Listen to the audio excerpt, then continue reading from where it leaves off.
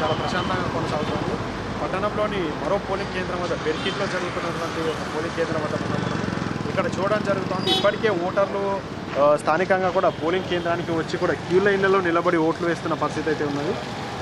ప్రతి ఒక్కరిని అంటే లోపలికి వెళ్ళే వారిని కూడా వాళ్ళు తనిఖీ చేసి ఏ బూత్లో వారికి ఓటు హక్కు ఉందని అనే పోలీసు అధికారులు కూడా వారికి సూచనలు సలహాలు చేయడం జరుగుతూ ఉంది. అలాగే స్థానికంగా సంబంధిత అధికారులు ఈ ప్రాంతానికి బూత్కు సంబంధించినటువంటి సభ్యులను కూడా ఎవరినైతే ఉన్నారో వారికి ఆ బూత్లో వెళ్ళి ఓటు హక్కు వినియోగించుకోవాలని సూచనలు సలహాలు అయితే చేయడం జరుగుతూ ఉంది.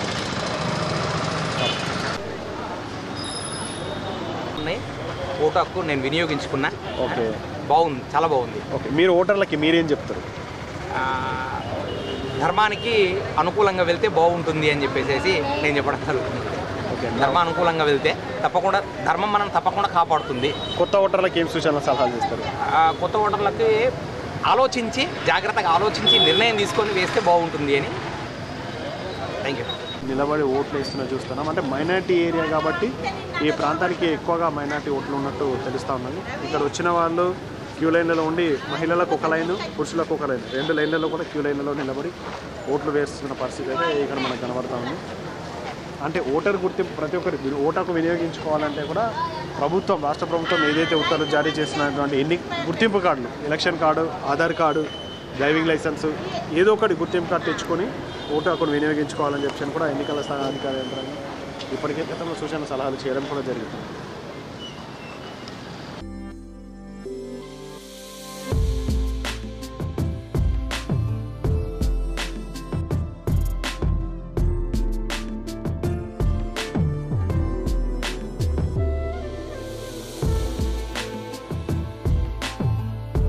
కూడా పెరికిట్లోని ప్రధానంగా కూడా సెల్ఫీ పాయింట్లు ఏర్పాటు చేయడం జరిగింది. నేను ఓటు హక్కు వినియోగించుకున్నాను అని చెప్పి చేయడానికి కూడా ఇలా ఆన్మూరాన్ని ఏర్పాటు చేసి ప్రతి ఒక్కరు ఓటు హక్కు వినియోగించుకున్న సెల్ఫీ పాయింట్ల ద్వారా కూడా అంటే జనాల్లో ఇంకా మరింత ఉత్సాహం నింపడానికి ఇది ఎంతో దోహదపడుతున్నట్టు మనకు తెలుస్తూ ఉన్నది.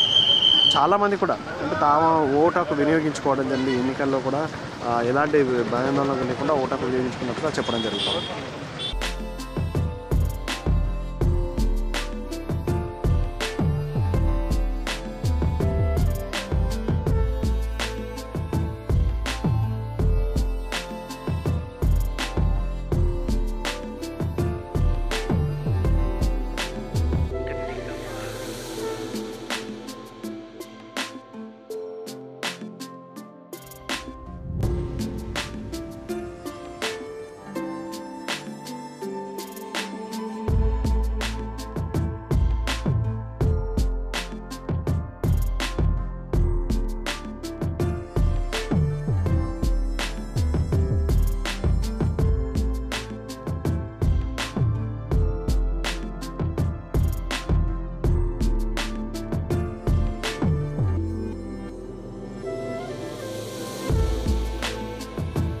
ఎట్లా ఉన్నాయి పోలింగ్ కేంద్రం? బాగున్నాయి సార్.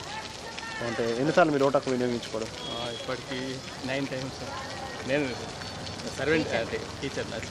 ఓకే, అంటే మీరేం చెప్తారు ఓటర్లకు? అందరూ వినియోగించుకోవాలి, శాతం జరగాలి.